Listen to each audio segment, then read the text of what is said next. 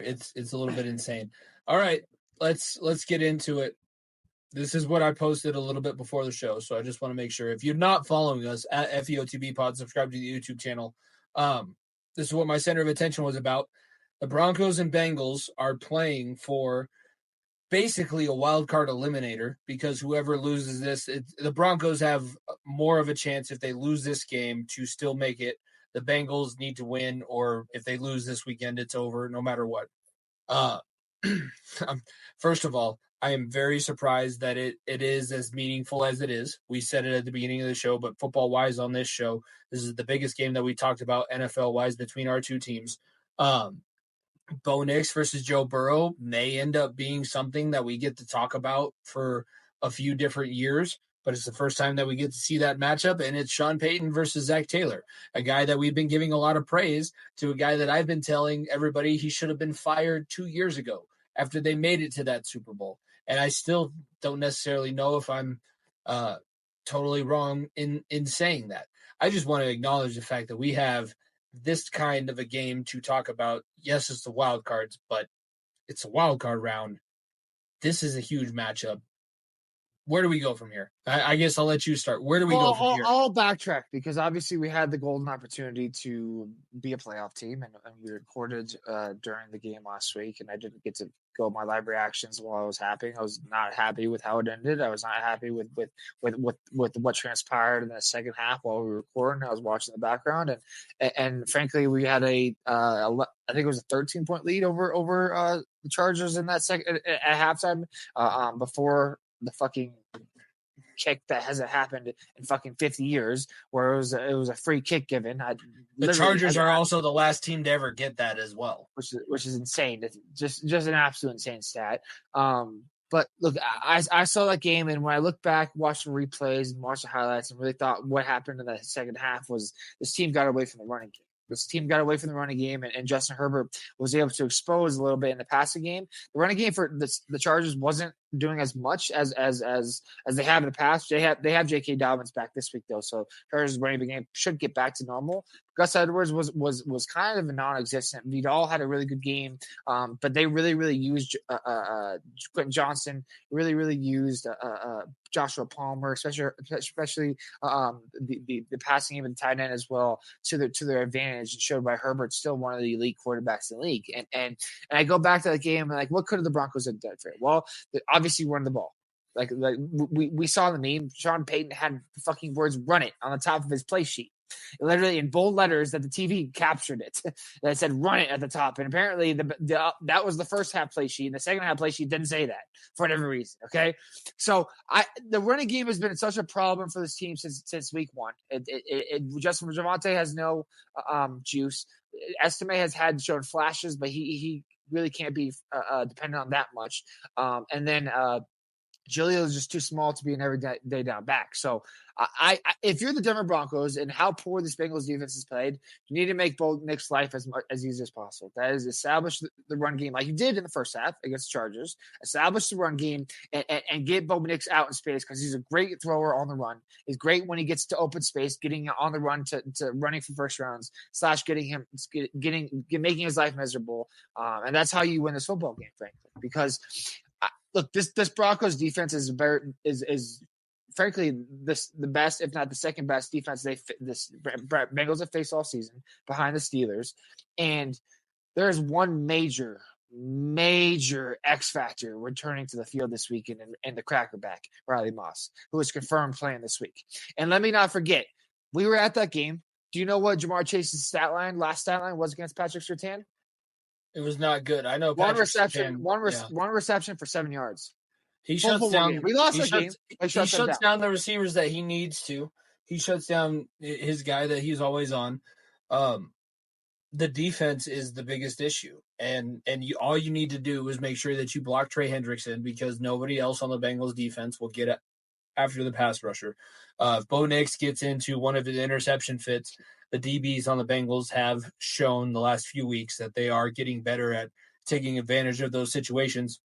And I know that they have – I'm not trying to sit here and say that this is the same team that beat Patrick Mahomes in the AFC Championship, but this is the defensive coordinator that made Patrick Mahomes look like he had no idea what he was seeing in the AFC Championship and in December and in the end of the season. Remember, the Bengals had to go on a run where they win all of their games that season too, the year that they made it to the Super Bowl. So it's all of this has happened before as a Bengals fan and as a Bengals person, as I'm sitting here looking at this. But the defense is as bad as it has been. Yet this offense, It's one of the best. and it's developing a run game too. And the offensive line has played together for a lot of weeks in a row. There's a lot of continuity. There's a lot of things that I always like to talk about, like why this team, it's funny because you played the Browns before you played the Bengals, and it's probably going to be a very similar situation to that as we're going through and watching this game on Saturday night. Joe Burrow is going to throw 8 touchdowns if he wants to. Does he throw 3 picks in those 8 touchdowns as well? I have a lot of faith in the world, Patrick. I have a lot of faith in the world in Jake Long. I worry about Riley Moss being back for the first time, and I think it's 5 weeks now. Maybe it's 4 weeks. You still got to figure out how to cover T, and you still got to figure out how to cover Yosivas and Chase Brown. I'm sorry. Yosivas scored a touchdown last week. Scares me. Congratulations against the fucking nobody team that sucked ass too in the Browns last week. When you have to worry about the 2 top receivers with 1 quarterback each, he's going to get a bad linebacker that's covering him. It's not, first of all, with the way the Broncos defense, and I know you know this because you watched a lot of Broncos games, Jaquan McMillan has been the 3rd receiver. So I do not worry about Yoshi Voss. Who's that kid out of Missouri, too? I like him a lot. Abrams Adrian has been fantastic as well as the 4th cornerback. He doesn't have to play the number 3 cornerback this week. He can be a sub cornerback that comes in. The big difference in this game is Sernad. It's going to be interior defensive lineman Zach Allen, DJ Jones, Nick Bonito and company. Because if Joe Burrow can look, what is one thing the Chiefs did? Was one thing that frankly the Rams did that and what other teams have done to make Joe Burrow's life miserable is just make him feel you. Make him feel you, and don't give him these easy dump down passes. Zach Allen, do not give him time to just get comfortable in the pocket, and that includes matching the checkdowns, matching the running backs out of the backfield throws, and trusting that you're one of the best defensive back core in the group in the NFL can consistently guard these receivers like they have all season. So it's going to come down to the front side. The run defense would scare me because what Jonathan Taylor did before he dropped that ball at the goal line. Yeah, Jonathan Taylor is more talented than Chase Brown, but Chase Brown is fast as fuck. And if you miss a tackle in open space, that's what happens. That's the one thing the defense is missing is like as much as Cerna has played very well, as much as the other PJ Locke is a great safety, but he's in. Brandon Jones has played very, very well as well. Like that's the biggest problem with this team is the run defense, and frankly, I am begging Chase Brown to beat. Frankly, I am begging him to beat me. I know I think he can do it, but frankly, if Joe Burrow puts up 4 touchdowns on this team, then I worry more. If Chase Brown runs for 150 yards and has 1 touchdown, I think we win this game. Frankly, we can win this game because of how poor this Bengals defense is. That's frankly not the game plan the Bengals want to do. They want to have Joe put the ball in Joe Burrow's hands and have him win the football game. So that's why obviously I side with the team that is wearing an orange and blue. They still have the leading passer, leading receiver, and leading sacker in the entire league. And they're fighting for their wild card lives. They're fighting for their chances in the wild card. That's just how crazy this whole entire season is. Anything else before we move on and get into the picks? I know that we're going a little bit longer than maybe we anticipated, but last thoughts on the Bengals Broncos before we get to that's the first game that we're picking. So before we give away what our actual picks are and talk about the standings and everything like that, any last thoughts on this game before moving forward? Look, I hope that you side with a team that you've done you well this year, and I hope that you can see that something's building over here, that you don't just flip flop every single time like Terrell tells you. But I will say this is like, even if the Broncos lose this game, Patrick Mahomes more than likely won't be playing next week. They've clinched the number 1 seed. There's nothing the Chiefs will play for. There's a very, very good chance. And maybe because look, if you're the Chiefs thinking about next week, and I'm sorry, I'm talking a week ahead in advance before we get to this weekend's game, but I think it plays in a factor of this game. I think that if you're the Chiefs, would you sit your starters, for instance, last week in the year, and let the Broncos get in playoffs where they're the 7 seed, more likely the last seed, and they have to play Buffalo, or would you play your starters with a possible chance for an injury happening, but Joe Burrow makes playoffs? Like that's the great conundrum here. Just take this game out of the whole scenario, because I think if you're the Chiefs, I think look, Bengals would be the last team in no matter what. They'd have to go. One of these two teams is going to go into Buffalo. Let's not sugarcoat things here. One of these two teams is going to be playing in Buffalo in January. Okay, it's either going to be us or Cincinnati, depending on how the last 2 weeks go. And if you're the Chiefs, who would you rather be? I'm serious. It probably is the Broncos. It is. As well as we played them during the first game of the matchup when we played them fully healthy, as well as the Bengals played the Chiefs earlier on in the season too. It's 100% you'd much rather the Broncos, because if the Broncos somehow miraculously beat the Bills, miraculously beat the whoever the next team in the round after that is, if they play the Chiefs have been there, done that. The Broncos have not been there, done that. The Bengals have had playoff experience the last couple of years. Broncos have not. So that's the great conundrum there. And I think this is a great question to send out to the viewers and send out to people who listen to us and ask them, because if you are the Chiefs in this scenario, would you rest your guys and hope that they wouldn't get injured? Or do you believe that getting the Bengals, just trying to get this team some help, but getting the Bengals in the playoffs would be more helpful, I guess, and possibly having the Bengals knock off the Bills than the Broncos knock off the Bills? Like, where is that thought process coming? We'll see. I'm interested to see what people have to say about that. I'll put it down in the comments below. Let us know what you think. Let's get into picks and everything like that. It is presented by Point Spread, and then you ended up not getting in a single game. It was one of my better weeks of the entire season, but we're sitting here 58-27, 53-32. So it's a 5-game difference between the two of us.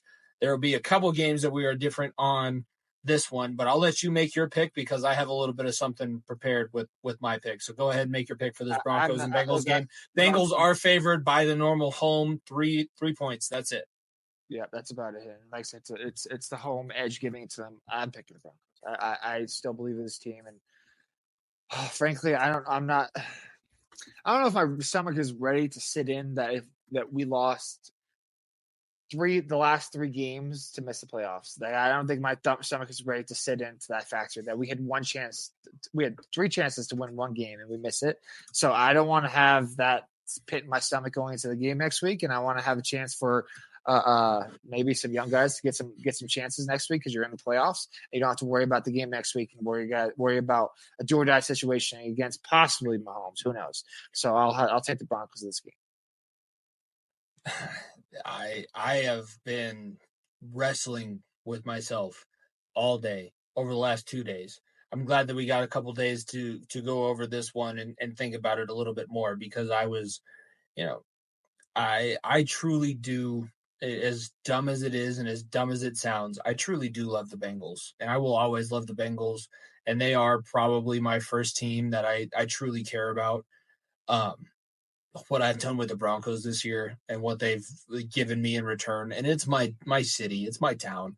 I told my girlfriend today, she moved here from California. She lives 15 minutes away from the hospital that I was born in, living in downtown Denver. This is my city. This is my state. This is the team that represents where I'm from.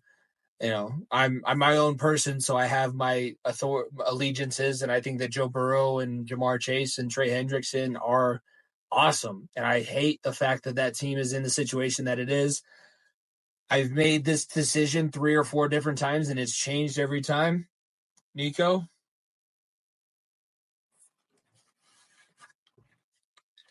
We are riding the same team this week in this one. I'm going with the Broncos. Why not? Let's go ahead and have the Broncos put the Bengals out of their misery. Because how long have I been saying that the Bengals don't deserve to be a playoff team this season? It's been since like week 3. Since I turned heel initially, I said they shouldn't be in the playoffs. The fact that they're still in this awkward situation, because here's the thing. This is what swayed me. Whether the Bengals win or lose this week, they need a lot of help otherwise. And they still need to win next week. So let's take the sure thing. Let's get the Broncos into the playoffs. And they play Pittsburgh, a team that they've not done good at all season against too. So I hope they beat I hope they beat the Steelers. I really do. But I hope that the Broncos win this week. They get themselves in the playoffs. We don't have to worry about it for next week, and then we'll worry about Buffalo when the playoff time does come. I